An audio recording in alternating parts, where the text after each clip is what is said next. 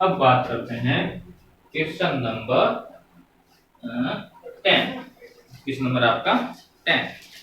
Question number 10 कह रहा है if n is a natural number, n है जो नेचुरल नंबर है 6 की पावर n माइनस 5 की power n is unit digit, इसके अंदर क्या यूनिट डिजिट,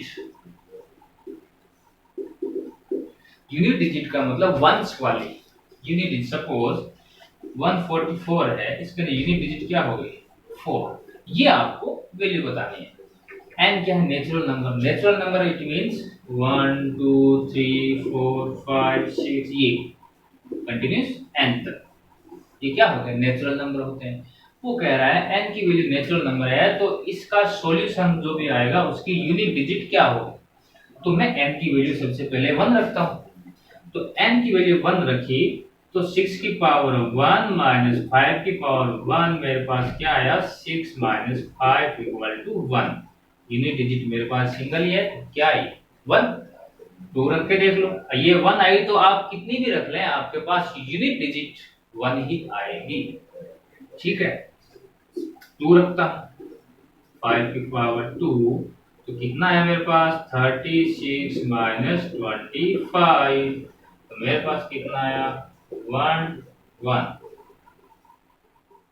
कितना आया 1 1, तो मेरे पास यूनिट डिजिट क्या आई 1, कितनी आई 1। 3 रख लें,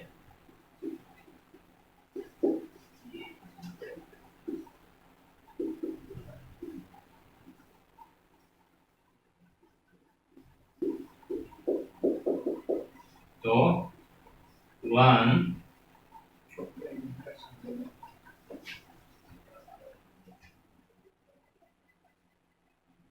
91, मेरे पास यूनिट डिजिट क्या है 1। तो आपका आंसर क्या होगा इसके अंदर ए, आपके आंसर क्या होगा ए, ए मतलब 1, ए के अंदर ऑप्शन है आपका 1। ठीक है ना, तो इसमें यूनिट डिजिट पूछा है तो आप यहाँ नेचुरल नंबर कुछ भी रख लें तो आपके पास यूनिट डिजिट वही आए। ठीक है ना, नेक्स्ट आपका है क्वेश्चन नंबर 11। क्वेश्चन नंबर 11 क्या कह रहा है, रीड आउट करो उसको। क्वेश्चन नंबर 11 कह रहा है if p upon q, q not equal to 0 is a rational number then what condition apply for q where p upon q is a terminating decimal। देखो p वे कह रहा है कि p अपॉन q और q not equal to 0 ये क्या है rational number है, ये क्या है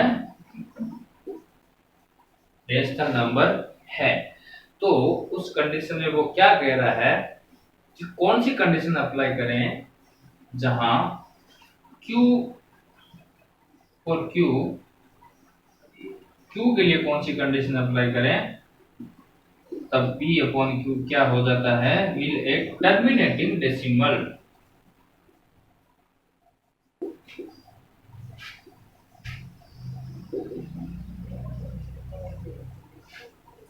देखो क्वेश्चन को समझना जरूरी है। वो कह रहा है P अपॉन Q कोई नंबर है Q नॉट इक्वल टू 0, वो एक रेशनल नंबर है। वो कह रहा है कि यहाँ Q की जगह कौन सी कंडीशन अप्लाई करें कि P अपॉन Q क्या हो जाए टर्मिनेटिंग डेसिमल नंबर आए। ठीक है ना, तो Q की जगह क्या लिखोगे, कौन सी कंडीशन अप्लाई करेंगे 2 की पावर m मल्टीप्लाई 5 की पावर n। अगर यहाँ Q की वैल्यू 2 की पावर m और 5 की पावर n की फॉर्म में होगी then it will be terminating decimal। Terminating decimal होंगे, ध्यान रखना टर्मिनेटिंग के लिए एक ही, टर्मिनेटिंग डेसिमल के लिए एक ही कंडीशन है कि p अपॉन q की फॉर्म में अगर मैं लिख सकता हूं तो इट मींस q की value must be in form of 2 की पावर m मल्टीप्लाई 5 की पावर m। ओके ठीक है ना, तो ये कंडीशन होगी। आप लिखोगे हियर कंडीशन शुड बी 2 की पावर m मल्टीप्लाई 5 की power m of denominator q। then it will be terminating decimal। ठीक है, ओके, ये आपको लाइन लिखनी है। अब आपके पास क्वेश्चन नंबर नेक्स्ट है 12। 12 क्वेश्चन क्या कह रहा है, सिंप्लीफाई। सिंप्लीफाई करो, 2√45 प्लस 3√20 अपॉन के अंदर 2√5। इसको सिंप्लीफाई करो एंड टेल, बताओ ये रेशनल है या इरेशनल नंबर है। ठीक है, देखो ये इसको मुझे सिंप्लीफाई करना है, सॉल्यूशन करना है, सॉल्व करना है जितना हो सके, और उसके बाद मुझे बताना है कि ये रेशनल है या इरेशनल है। एक बार चेक कर लेता हूँ, बंद तो नहीं हो गया, कई बार हो जाता है ये। ओके, ठीक है, इसको मैं सॉल्यूशन करता हूँ। सबसे पहले सॉल्व करने, देखो रूट के अंदर जो भी नंबर्स है उनके फैक्टर्स, प्राइम फैक्टर्स हो रहे हैं तो वो करूंगा। ठीक है ना, इसके अंदर मैं क्या लिखूंगा, 2 मल्टीप्लाई रूट के अंदर 45 को मैं क्या लिख सकता हूँ, 3 मल्टीप्लाई 3 मल्टीप्लाई 5 लिख सकता हूँ, प्लस 3 मल्टीप्लाई 20 को मैं क्या लिख सकता हूँ, 2 मल्टीप्लाई 2 मल्टीप्लाई 5 लिख सकता हूँ। अपॉन के अंदर 2√5 पड़ा है, और इसमें क्या करूंगा, देखो ये 3 तो बाहर आ जाएगा, ये 3 यहाँ बाहर आ जाएगा, तो ये 2 मल्टीप्लाई 3 हो गया, अंदर क्या बच गया 5, प्लस ये 2 यहाँ से बाहर आ गया, तो 3 मल्टीप्लाई 2 बाहर आ गया, तो यहाँ क्या बचा रूट का 5 अपॉन में 2√5। ओके, उसके बाद यहां से आगे देखो 3 2 जा 6√5 प्लस 6√5, ये 3 2 जा 6√5 अपॉन के अंदर आपके पास क्या आएगा 2√5। अब आप इसका और सोल्व करेंगे, देखो दोनों के अंदर क्या कॉमन आ रहा है, दोनों में 6√5 है, तो आप 6√5 कॉमन ले रहे हैं, तो आपके पास यहाँ क्या बचेगा 1, यहाँ भी क्या बचेगा 1 अपॉन 2√5। ठीक है, इक्वल टू 1 और 1 कितना हो गया 2, 6√5 मल्टीप्लाई 2 अपॉन 2√5। 2 से 2 कैंसिल, √5 से √5 कैंसिल, आंसर आपके पास आ गया 6। 6 क्या है, एक पॉजिटिव इंटीजर है, so it will be rational also। 6 है जो क्या है, पॉजिटिव इंटीजर है, और all positive integers are in rational number, सारे रेशनल नंबर में होते हैं। ठीक, अब देखो ये प्रूव करना था कि ये रेशनल है, ये इरेशनल है। नेक्स्ट आपका है prove that any positive odd integer. आपको क्या प्रूव करना है, कोई भी पॉजिटिव ओड इंटीजर, ठीक है ना, odd integer can be write as 4 plus 1। देखो कोई भी पॉजिटिव ओड इंटीजर कैसे, किस फॉर्म में लिख सकता हूं, 4q plus 1 और 4q plus 3, मैं इस फॉर्म में लिख सकता हूं, q इज एनी इंटीजर। ठीक है, आपको पता है कि ये आपने क्वेश्चन स्टार्ट के पहले भी किए हैं, तो आप किस थ्योरम का यूज लेंगे, यूक्लिड लेमा थ्योरम। ठीक है ना, आप लिखेंगे सॉल्यूशन में by Euclid lemma, a equal to क्या होता है, bq plus r, where r equal to या ग्रेटर देन 0 और लेस देन b होता है। ये क्या आपकी यूक्लिड लेमा। ठीक है, यूक्लिड डिवीजन लेमा है ये आपकी। अब आपको ये प्रूफ करना है कोई भी ओड इंटीजर, तो यहां आपको क्या दिख रहा है, ये क्या होता है b, q के मल्टीपल में क्या होता है b। ठीक है ना, तो आप क्या लेंगे b, आप सबसे पहले एज्यूम करेंगे कि पॉजिटिव ओड इंटीजर क्या है, आप a है, आप कहेंगे let me assume positive odd integer equal to a, then a equal to pq plus r by Euclid division lemma.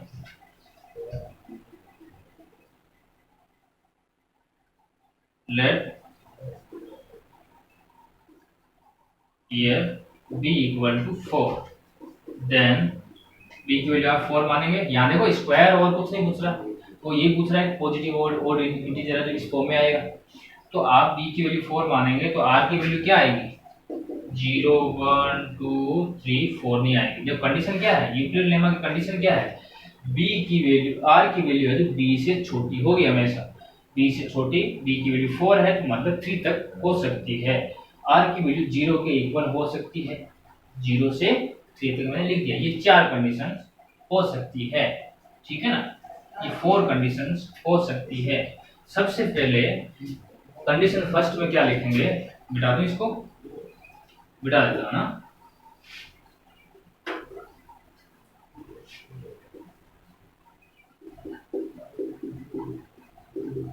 Condition first में क्या लिखेंगे, b तो 4 लेंगे, r की वैल्यू 0 लेंगे।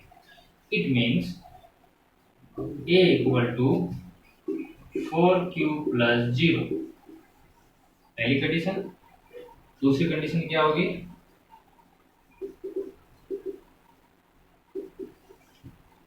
b इक्वल टू 4 और r की वैल्यू 1। इस कंडीशन में क्या होगा, a equal to 4q plus 1।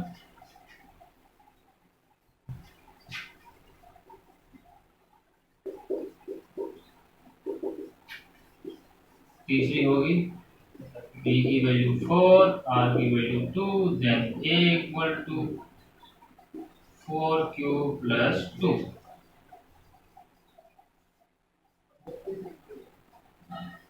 चौथी कंडीशन होगी आपकी b इक्वल टू 4, r की value 3, then a equal to 4q plus 3।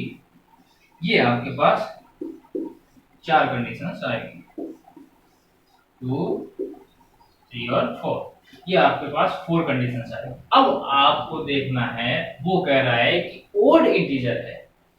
Odd integer है तो आपको पता है कोई भी इवन नंबर को मैं किसी भी नंबर से मल्टीप्लाई करता हूं then it will be even also.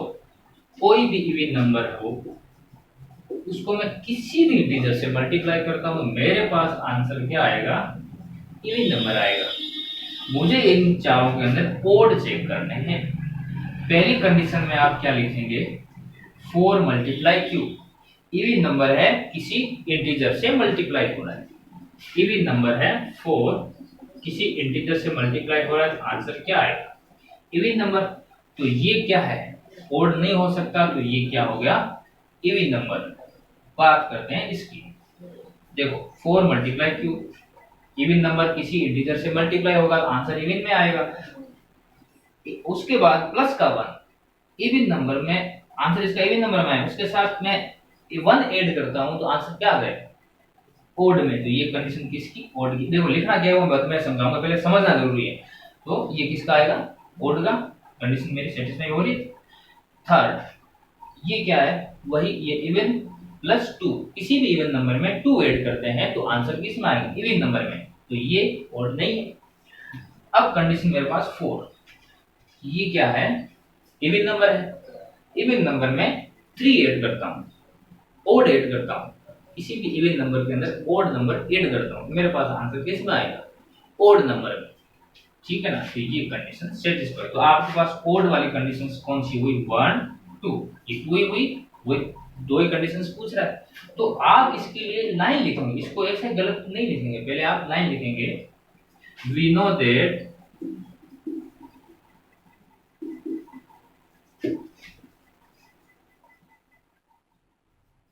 when we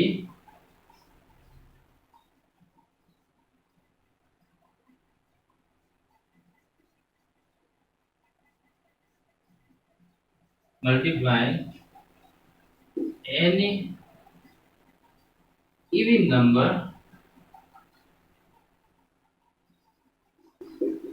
with any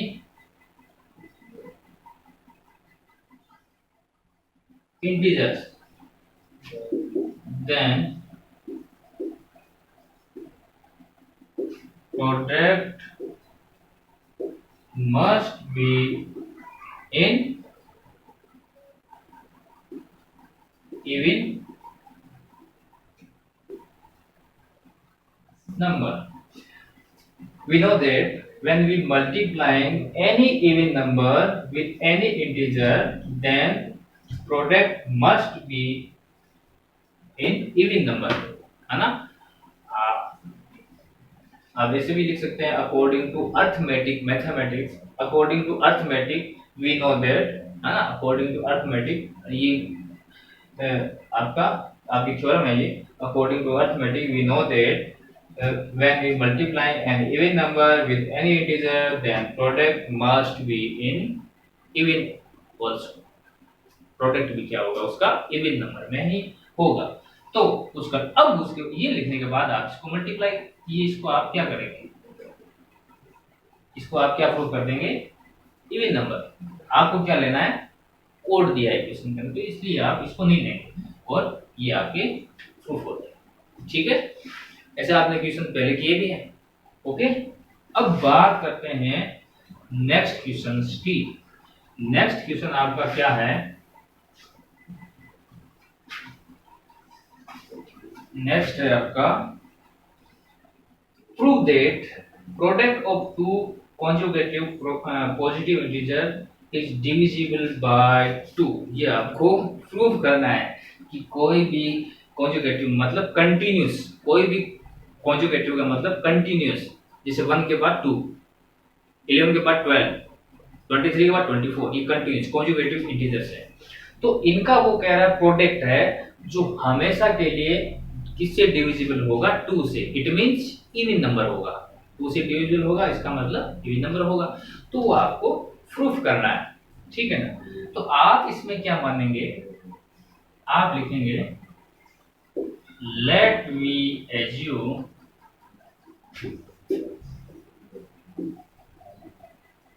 conjugative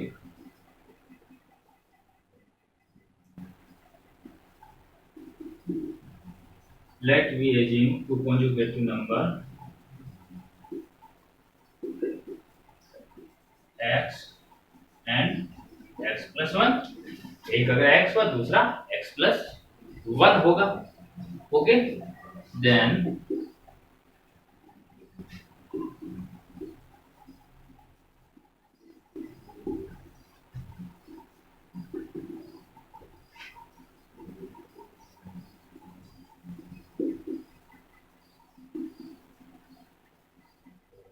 multiple of this number will be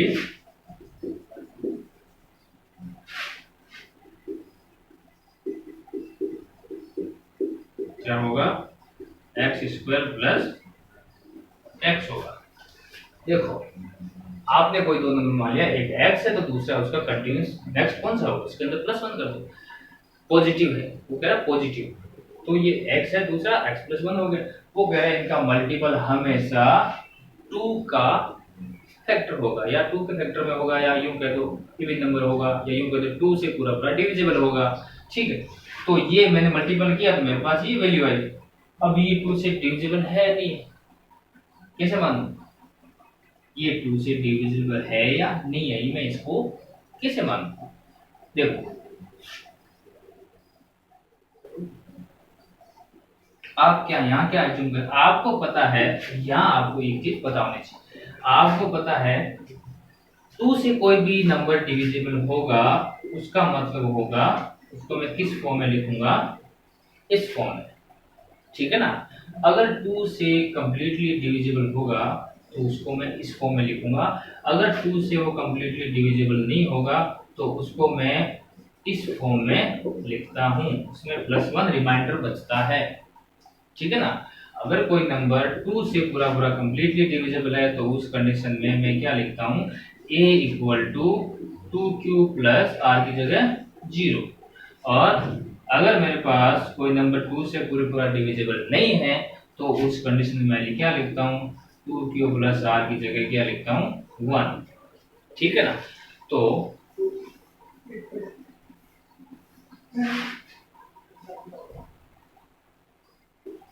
late here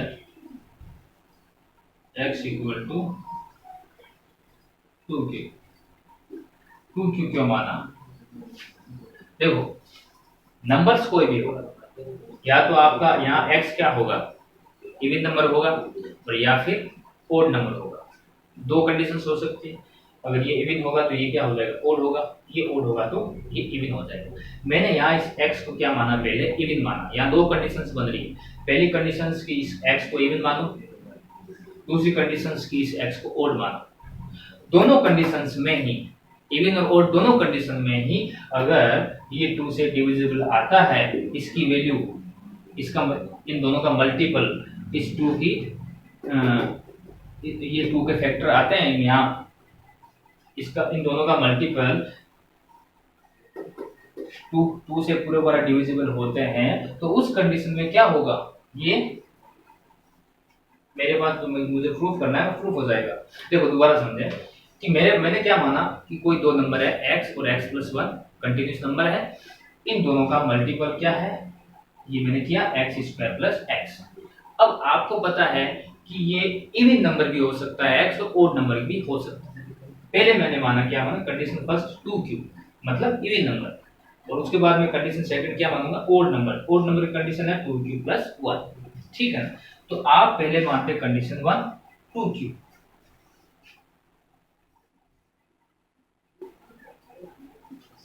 assume x is a even number।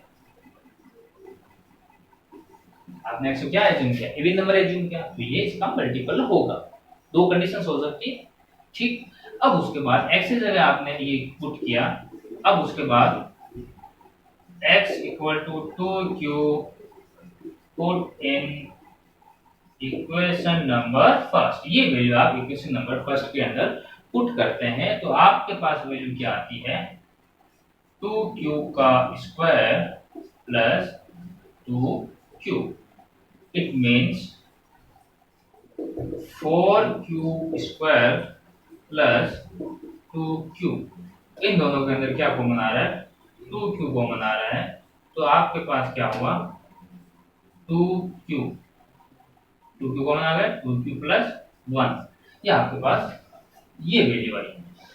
अब देखो ये समझने वाली चीज है, यहाँ आपके पास क्या दिख रहा है कि 2 मल्टीप्लाई समथिंग। आप इस पूरे q और 2q प्लस 1 इसको आप r l m कुछ भी मान सकते हैं। ये क्या है, एक इंटीजर ही आएगा, किसी भी इंटीजर को इंटीजर से मल्टीप्लाई करते हैं तो किसी भी इंटीजर के साथ 1 ऐड करते हैं तो इंटीजर ही आएगा। तो ये इंटीजर नंबर है, तो ये फैक्टर किसका है, यहाँ 2 है जो इस नंबर का फैक्टर आ रहा है। अब ये नंबर है, तो इसके अंदर अगर मैं 2 का डिवाइड करूं तो मेरे पास कंप्लीटली 2 का डिवाइड जा रहा है। आई बात समझ में। ये यही कह रहा है कि कोई भी दो कंटिन्यूस नंबर को मैं मल्टीप्लाई करता हूं, then answer will be factor of 2 या मल्टीपल ऑफ 2। आई बात समझ में। तो यहाँ क्या है कि 2 के फैक्टर में आ रहा है इसका मल्टीपल पहली कंडीशन में। ठीक है ना। आप यहाँ लिखोगे कंडीशन फर्स्ट। यहाँ देखो दो ही कंडीशन पॉसिबल है, या तो यहाँ इवन होगा या फिर यहाँ ओड नंबर हो सकता है। मैंने पहले क्या माना कि यहाँ कंडीशन फर्स्ट में क्या माना, here x equal to 2q, assume x is a even number. x यहाँ क्या है, कोई इवन नंबर है। तो उस कंडीशन में मैंने ये वैल्यू इस इक्वेशन नंबर फर्स्ट के अंदर पुट की, तो मेरे पास इस ये देखो दो नंबर का मल्टीपल है x और x प्लस 1, इनका मल्टीपल के अंदर मैंने पुट किया, तो इनका मल्टीपल का जो आंसर आया वो क्या होगा, 2 से पूरा डिविजिबल है। ओके, अगर इवन नंबर है तो। अब आपके मैं मिटा रहा हूं इसको। अब आपके कंडीशन नंबर सेकंड कंडीशन क्या हो सकता है, यहाँ ओड नंबर हो सकता है। अगर दोनों कंडीशन सेटिस्फाई हो गई तो इसका मतलब कोई भी दो नंबर आपस में ऐसे मल्टीप्लाई होंगे तो वो 2 से डिविजिबल होंगे। तो देखो अब मैं करता हूं कंडीशन सेकंड, क्या है, x क्या हो सकता है, 2q प्लस 1 हो सकता है। इट मींस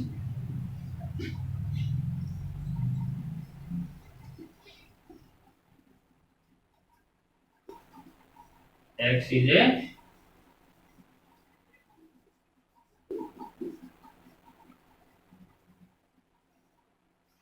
देखो हमने क्या एज्यूम किया, x ए ओड नंबर, इस x को ओड नंबर एज्यूम किया। अब देखो यही वैल्यू आप पुट करेंगे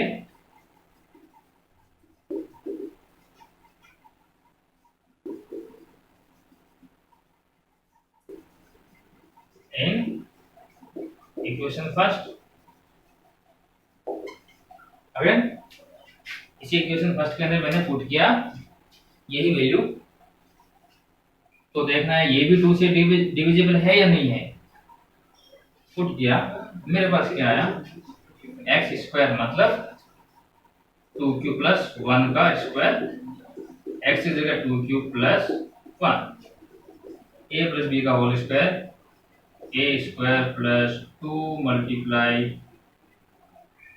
a multiply b plus p का स्क्वायर, p ये प्लस का सिंबल 2q प्लस 1, तो ये हो गया 4q square plus 2 to the 4q plus 1 plus 2q plus 1, तो ये तो हो गया 4q और 2q हो गया 4q स्क्वायर प्लस 4q और 2q क्या हो गया 6q प्लस 1 और 1 क्या हो गया 2।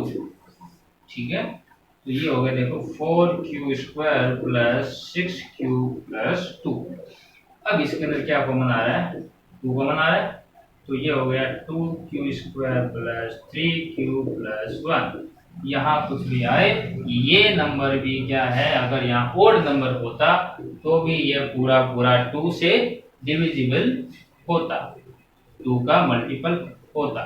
दो ही कंडीशंस हो सकती है, x की वैल्यू इवन भी हो सकती है, x की वैल्यू ओड भी हो सकती है। दोनों कंडीशन मैंने अप्लाई कर दी, तो दोनों के अंदर, दोनों कंडीशंस के अंदर क्या आ रहा है, 2 से पूरी पूरी डिविजिबल आ रही है। ठीक है ना, वैल्यू 2 से 2 के मल्टीपल में आ रही है, तो आप उसके बाद क्या लिखेंगे, hence any two positive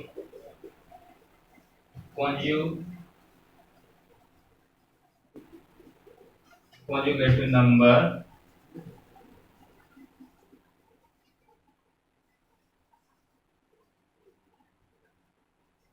should be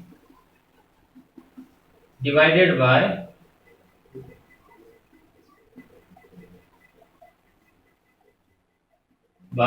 2 या फिर मल्टीपल ऑफ 2।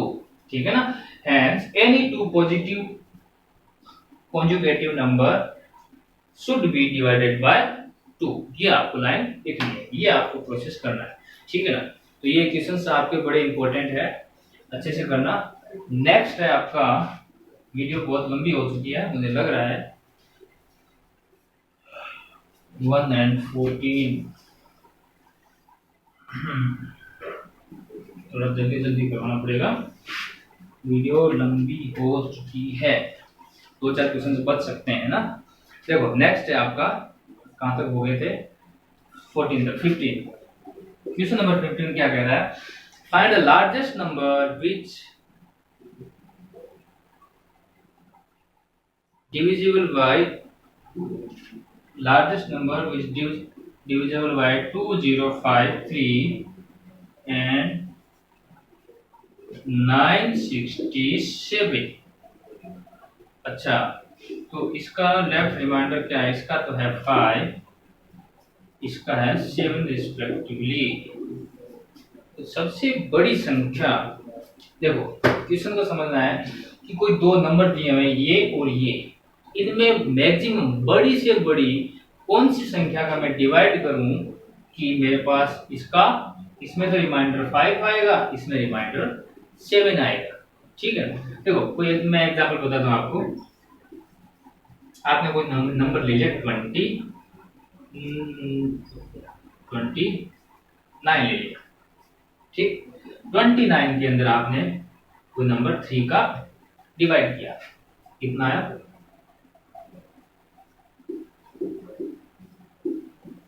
2, तो आपके पास रिमाइंडर इसमें कितना बचा 2। अगर आपके पास नंबर 29 है तो रिमाइंडर कितना बच गया 2। तो अगर देखो इस 29 में से ये रिमाइंडर में माइनस करता हूं तो मेरे पास कितना आता है 27, और इस 27 के अंदर 3 का पूरा पूरा डिवाइड जाता है। देखो समझो इसको, कोई भी नंबर है मेरे पास, उसके अंदर मैं कोई नंबर का मैं डिवाइड करता हूं तो मेरे पास रिमाइंडर कितना बचता है 2 बचता है। तो ये 2 अगर मैं यहाँ 0 होता तो यहाँ क्या होता है 27 होता। ओरिजिनल नंबर जिसका पूरा पूरा डिवाइड चला जाता वो ओरिजिनल नंबर क्या होता, वो ओरिजिनल नंबर मेरे पास क्या होता, देखो यहां मैं माइनस करता हूं, यहां देखो इन दोनों इसमें से ये माइनस करता हूं तो मेरे पास 5 माइनस किया तो कितना बचा 50, और 200 2 माइनस किया तो 48, ठीक है ना। इसमें से ये माइनस किया तो मेरे पास ये बचा। देखो ये कोई नंबर है, इसमें ये समझना है लॉजिक। तो ये 2053 है, ठीक है। इसमें से मैंने क्या माइनस किया, उसमें माइनस किया तो मेरे पास आंसर क्या बचा, ये रिमाइंडर क्या आया 5, ठीक है। तो ये 5 कब आया, जब इसमें से क्या माइनस हुआ, इसमें से माइनस क्या हुआ 2048, 2048 माइनस हुआ, तभी मेरे पास रिमाइंडर क्या आया 5 आया, ठीक है। अगर देखो 5 मेरे पास अगर रिमाइंडर नहीं आता तब मेरे पास ये इसके अंदर वो पूरा पूरा डिविजिबल होता, वो नंबर है तो इस संख्या के अंदर पूरा पूरा डिविजिबल होगा। यहाँ जो भी नंबर होगा इसके अंदर पूरा पूरा डिविजिबल नहीं हुआ, इसमें तो रिमाइंडर कितना दे दिया 5, तो वो नंबर किससे पूरा कंप्लीटली डिविजिबल होगा 2046 से, ठीक है। अब ये नंबर इससे पूरा पूरा डिविजिबल है, यहाँ भी 7 माइनस किया तो 960, ये नंबर और ये नंबर दोनों नंबर क्या है पूरे पूरे डिविजिबल है उस नंबर से, कंप्लीटली डिविजिबल है। आई बात समझ में। देखो कोई भी दो नंबर है उनके अंदर मैं किसी नंबर का डिवाइड करता हूं और रिमाइंडर बचता है, तो उस रिमाइंडर को अगर मैं उस डिवाइडेड में से माइनस करता हूं तो मेरे पास जो नंबर आता है वो कंप्लीटली डिविजिबल होगा उस नंबर से।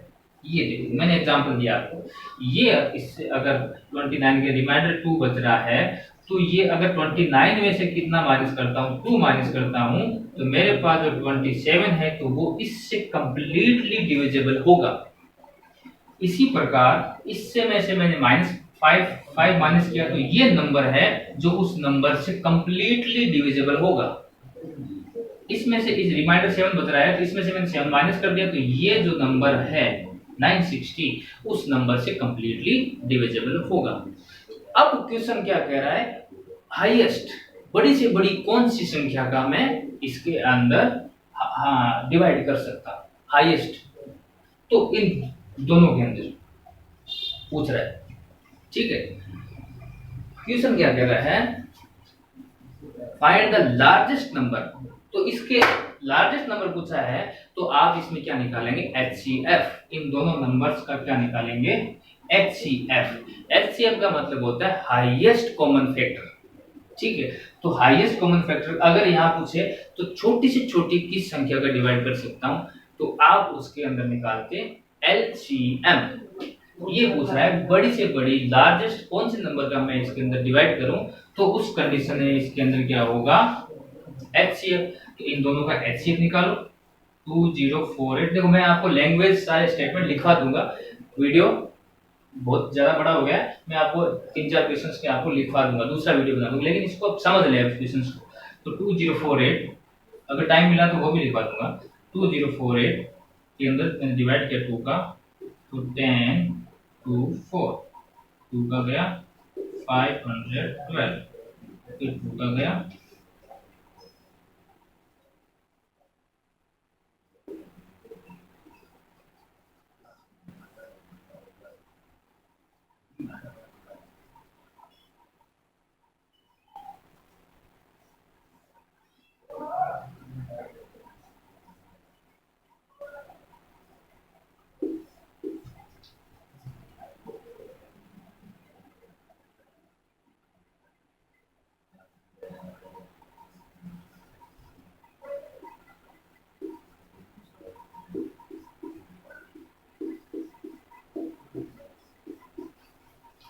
1 2 3 4 5 6 7 8 9 10 11।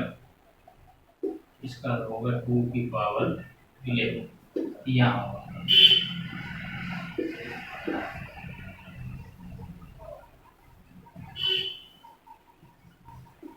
इसके फैक्टर करो।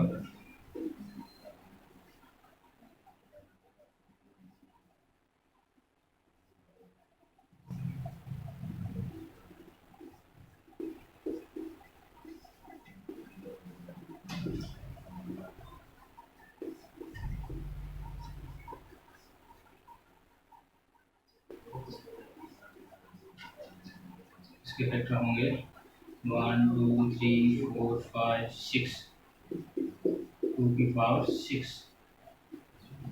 6 मल्टीप्लाई 3 मल्टीप्लाई 5, ये इनके फैक्टर होंगे। प्राइम फैक्टर कर लिए मैं दोनों, मुझे दोनों के निकालने HCF। ठीक है, जो ओरिजिनल नंबर है जिसके अंदर पूरा पूरा कंप्लीटली उस नंबर का डिवाइड जाता है, उसके मैंने फैक्टर निकाले हैं। यहाँ 2 की पावर 11, यहाँ 2 की पावर 6, तो इन दोनों का HCF क्या आएगा? दोनों के अंदर कॉमन क्या है? 2 की पावर 6 ही कॉमन आ रहा है। ठीक, अब देखो 2 की पावर 6 कॉमन आ रहा है, तो इसका आंसर क्या हुआ? 2 multiply 2 multiply 2 multiply 2 multiply 2, 4 to the 8 to the 16 to the 32 to the 64। तो इसका HCF क्या हुआ? इन दोनों का HCF क्या हुआ? 64। तो 64 ही हाईएस्ट कॉमन फैक्टर है इन दोनों का, जिसके अंदर मैं 64 का इनके अंदर डिवाइड करूं तो मेरे पास रिमाइंडर 5 बचेगा या रिमाइंडर 7 बचेगा। आप देख लें, करके देखेंगे तो भी आपके पास यही आंसर आएगा। ठीक है, स्टेटमेंट में इस एक किस्म का लिखवा ही देता हूं आपको।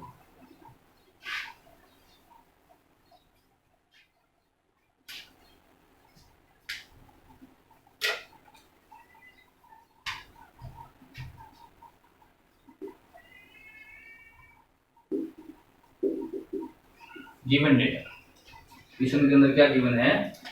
क्वेश्चन नंबर 15 है।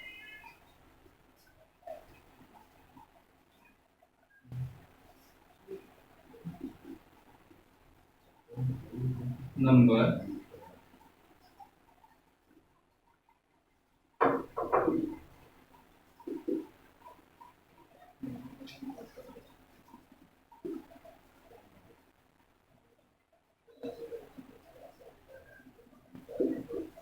with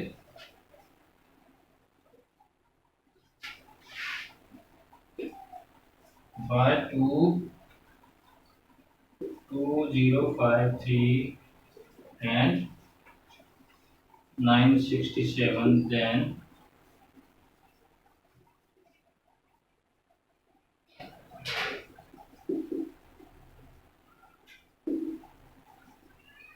remainder is 5 and 7 respectively. ठीक है, तो उसके बाद लिखेंगे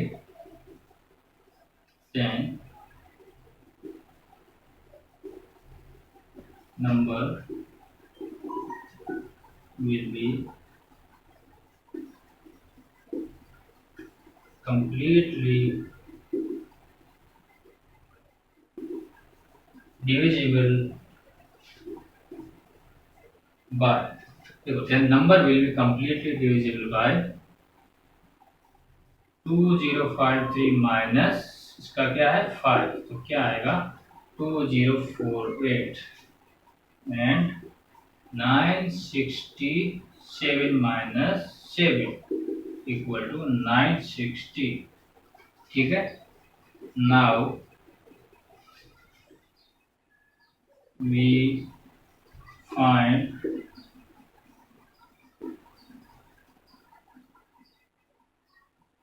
highest factor of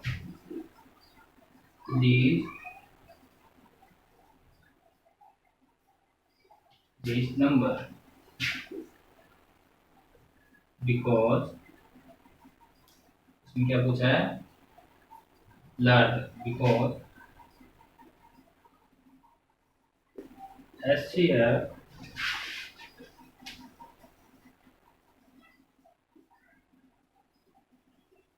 a larger number HCF will be larger number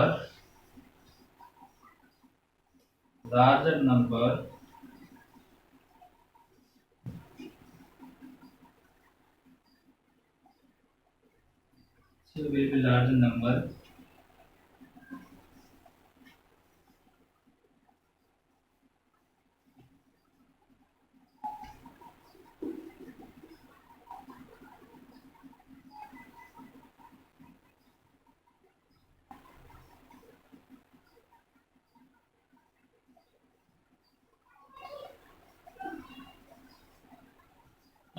divided.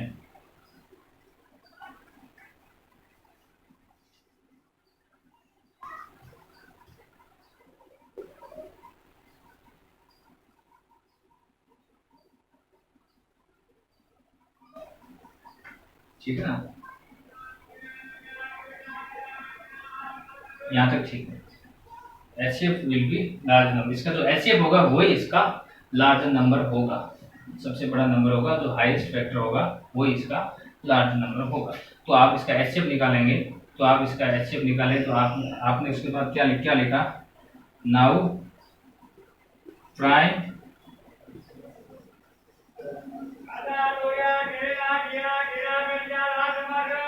Prime factorization of 2048 equal to 2 की पावर 11 और नाउ प्राइम फैक्टराइजेशन ऑफ उसके बाद 960, तो 960 का आपने फैक्टराइजेशन किया 2 की पावर 6 मल्टीप्लाई 3 मल्टीप्लाई 5 ये आया।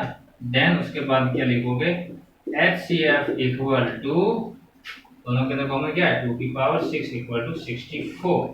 सो 64 इज ए लार्जर, क्या लिखोगे 64 क्वेश्चन के अकॉर्डिंग लिख दो, a larger number is a larger, अब क्वेश्चन के according larger number which divides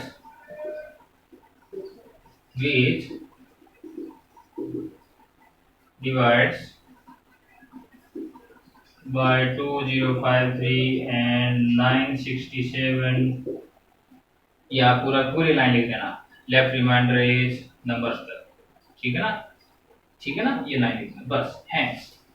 यहाँ लास्ट में ये लाइन आप लिख देना, HCF निकालने के बाद ये लाइन आप लिख देना, ऐसे आप स्टेटमेंट लिख लेना, ठीक है ना। तो नेक्स्ट क्वेश्चन आप करेंगे नेक्स्ट वीडियोज में, आपके पास क्वेश्चन बचेंगे फिर 15 हो गए, 16, 17, 18, 19, 25 क्वेश्चन बचेंगे, ये आपको नेक्स्ट वीडियो मिलेंगे और उसके साथ अपना ये यूनिट पूरा खत्म। ओके, तो बाकी जो क्वेश्चंस करवाए हैं वो सारे करना।